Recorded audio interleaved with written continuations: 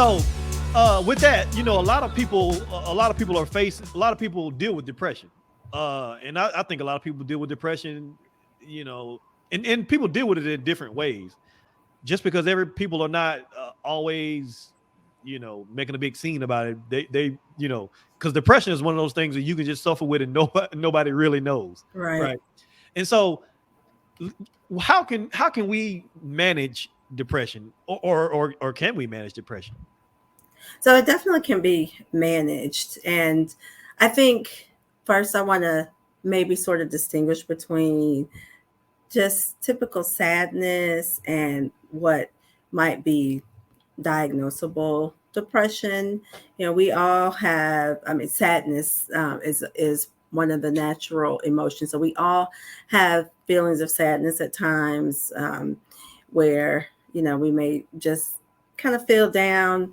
But if it's something that persists for more than a few days to a week at a time, and then it's interfering with your day to day functioning, like your ability to go to work or with your relationships, you're not feeling motivated to get up and do things, or maybe there are things, something that you really like to do, but when you do it, you don't get that same excitement or enjoyment out of it. Those could be signs of depression.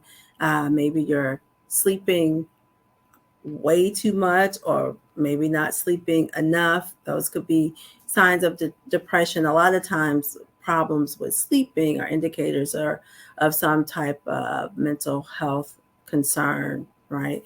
So I think it's important for people to know that it's okay to be sad. We all feel sad sometimes, and sometimes we might stay in that state for a couple of days. But if it goes, say beyond a week or two, and then again, if it's interfering with the things that we do on a day-to-day basis, sometimes people, they won't groom themselves in the way that they did before. They just feel hopeless, or just feel like there's really no way to get out of the situation that they're in. If they're dealing with some type of problem, feeling helpless, those types of symptoms are more significant and may require medication as far as treatment, or psychotherapy, or a combination of both. But I think there are a lot of things that you can do to combat that.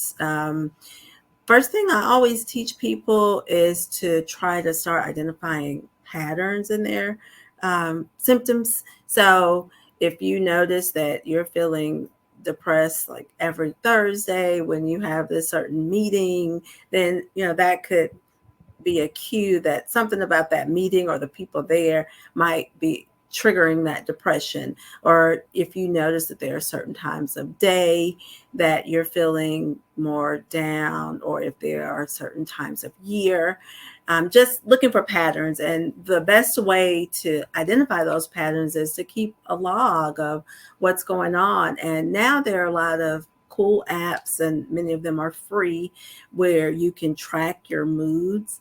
And so if you track your mood over a period of a couple of weeks, then you go back and look at it, then it's more evident as far as any patterns. So that's the first thing I would say, is to somehow track your moods and what's going on when you're starting to feel down, and what happened before you felt that way, and then how did you get yourself out of that mood state. What did you do? Because there are lots of things that you can do, but sometimes the things that are recommended may not be the best thing for you. So if you start to notice the things that you do on your own that generally help you to shift your mood, that could be very powerful. Obviously, you need to do the basics, make sure that you have good nutrition, that you're trying to get adequate amount of sleep, staying active, doing those things. So in addition to just tracking your mood, I also generally encourage people to journal, journaling about how they're feeling, And sometimes people might just journal whenever they're feeling down. And if you're putting down the date and the time, that can help you identify patterns. Sometimes people will journal every day, whether they're feeling down or feeling happy. And that's another way to sort of track what's going on. But that can really help you to see patterns and step away from the situation. Another thing that really, and this is something that we work on a lot in therapy, one of the things that really perpetuates symptoms of depression is negative self-talk. So if you can figure out if there are things that you're saying to yourself that come up automatically, like if you make a mistake or you miss a deadline or you do something that you didn't want to do and you say, oh gosh, I'm so stupid, and it's just an automatic thing. um, Finding those words or phrases that you say to yourself that aren't really serving you in a positive way, and finding other ways to change that self-talk. And that takes a lot of practice, because a lot of times we say things that we don't even realize we're saying it, because it's so automatic, habitual. We've been saying them for years. So that's one thing. If you are able to start to catch yourself, and one strategy that I usually teach people when I start working with them is doing something called, it's a type of assessment called PFAT, and those letters stand for different words. So the P is what physical signs or symptoms do you have? So are you breathing heavily? Are you feeling tightness in your chest? Are your palms sweaty? The F is for feelings or emotions. So what feelings or emotions do you have? Are you sad? Are you angry?